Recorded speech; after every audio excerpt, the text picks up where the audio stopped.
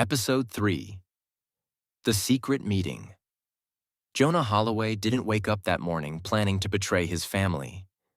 He woke up to silence. The kind of silence that comes when the house is too still, because everyone inside it is trying not to ask questions they already know the answers to. His phone buzzed on the nightstand. One missed call. One voicemail. Unknown number. Jonah stared at it for a long moment before pressing play. "Good morning, Mr. Holloway. This message is from Ardent Horizon Development Group. We've been attempting to reach you regarding the Holloway property.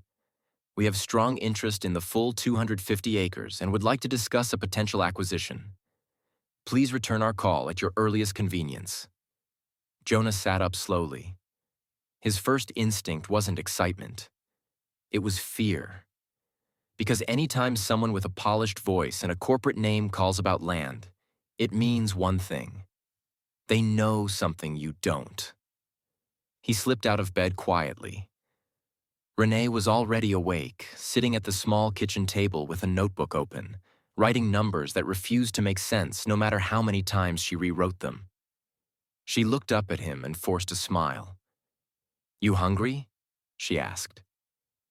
Jonah glanced at the stove. A pot of rice. A smaller pot of grits. Again. "We'll make it work," Renee said quickly, like she could read his thoughts. "I added extra water so it stretches." Their kids were still asleep. He was grateful for that. Kids notice everything, even when parents think they don't. Jonah stepped outside, phone in hand. He listened to the voicemail again. Then, against every instinct he had about family, loyalty, and promises, he called the number back. He told himself it was just for information, just to hear what they had to say, just to understand what someone else saw when they looked at land that now felt like a curse. The representative answered immediately, like they'd been waiting. They knew his name. They knew the acreage. They knew the zoning history. They knew the Holloway legacy. That should have scared him. Instead, it made him listen. They asked to meet. Jonah hesitated. "I'm not authorized to sell anything," he said carefully. "There are other owners." "Of course," the man replied smoothly. "We understand this is a family matter. This meeting would be informational only." Informational. That word gave Jonah just enough space to say yes. He didn't tell Renee where he was going.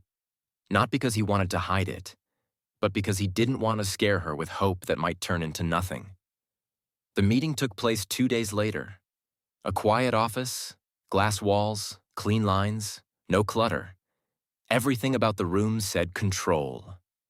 They laid out maps, projections, future developments. They talked about housing, infrastructure, profit.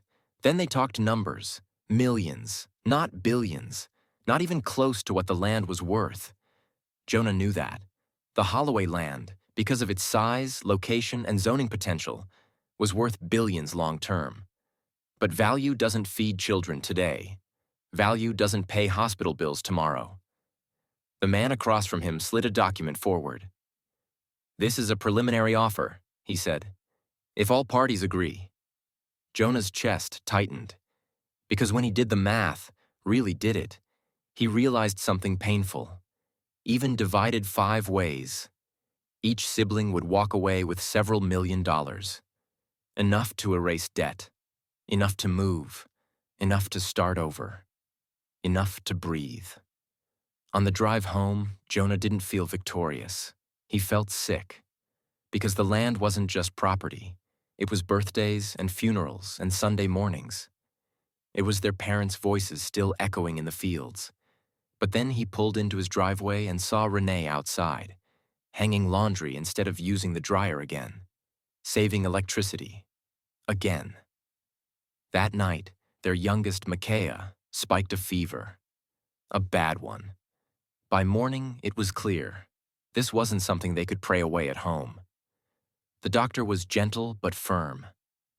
"There's a treatment," she said. "But it's expensive, and it's ongoing." Jonah didn't ask how much. He already knew. He went home and sat on the edge of the bed while Renee cried quietly in the bathroom so the kids wouldn't hear her. That's when Jonah knew. This wasn't about curiosity anymore. This was about survival. So when he finally told his siblings about the meeting, he told them everything. The voicemail, the meeting, the offer. The room erupted. How could you go behind our backs? You don't make moves like that alone. You had no right. Jonah didn't interrupt.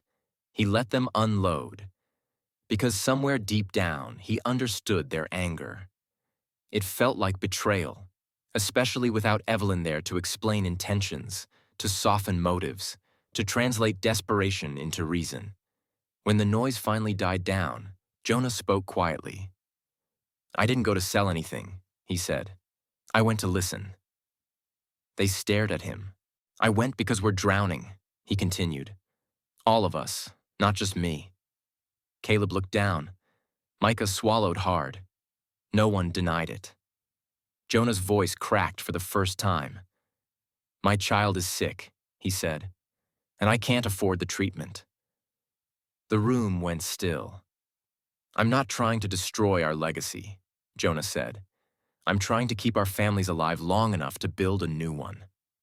Silence followed, the kind that hurts more than yelling, because everyone knew he was telling the truth. Still, there was a problem.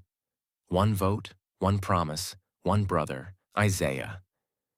And Jonah could already see it in his eyes. This wasn't going to be easy. Episode 4 is on the way.